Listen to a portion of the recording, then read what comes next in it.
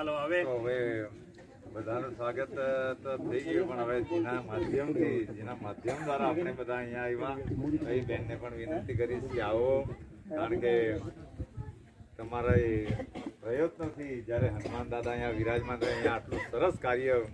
જઈ રહ્યું છે, તો ભૂદેવો વતી, મારા વડીલો વતી, મારા ભક્તો વતી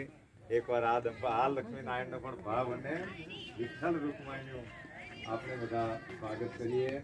ભગવાનને પ્રાર્થના કરીએ. બોલો વિઠ્ઠલ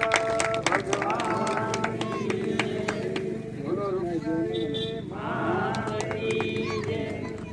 ભગવાનને પ્રાર્થના કરીએ કે આ કાર્ય પવન વેગી ઝડપથી પરિપૂર્ણ થાય, અને આ બાળકોને સારા સંસ્કારો મળે.